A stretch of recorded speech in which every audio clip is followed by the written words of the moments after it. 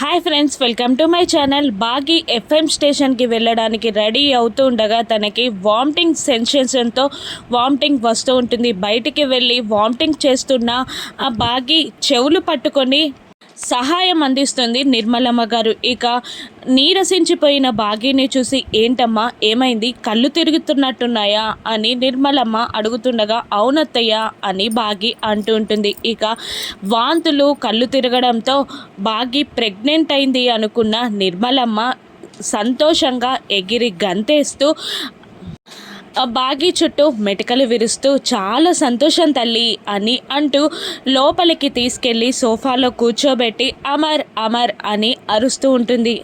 అనామిక, మను, పిల్లలు, అమర్ అందరూ వస్తారు. ఏంటమ్మా అని అడుగుతూ ఉంటాడు అమర్.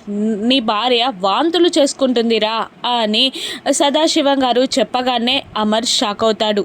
మను కూడా షాక్ అవుతుంది. ఇక అనామిక కంగ్రాట్స్ మేడం అని బాగీకి చెప్తూ ఉండగా బాగి ఏం అర్థం కాక కన్ఫ్యూజ్ అవుతూ ఉంటుంది. ఇక నిర్మలమ్మ గారు ఇటువంటి రోజులు వస్తాయని నేను కల్లో కూడా అనుకోలేదు, నాకు చాలా సంతోషంగా ఉందమ్మా బాగి అని సంతోషపడుతూ ఉంటుంది. బాగీని చూస్తూ నిర్మలమ్మ. అమర్ అక్కడ నుండి బయటికి వెళ్ళిపోతాడు. ఆ మాటలు విన్న మనోహరి షాక్ అయి బయటి వైపు చూస్తూ ఉంటుంది. ఇక అక్కడ నిర్మలమ్మ గారు బాగిని దగ్గరగా తీసుకొని పొదివి పట్టుకొని తన భుజం మీద పడుకోబెట్టుకొని ఓదారుస్తూ సంతోషపడుతూ ఉంటారు. ఇక అమర్ అనుమానంగా లోపలి వైపు చూస్తూ ఉంటాడు. బాగి అమర్ల మధ్య అనుమాన బీజం మొదలవనుందా?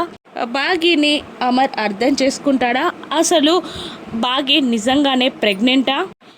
ఈ విషయం పైన మనోహరి వాళ్ళిద్దరి మధ్య గొడవలు సృష్టిస్తుందా? అనామిక ఏం చేయనుంది? రానున్న ఎపిసోడ్స్లో చూద్దాం. Thank you for watching.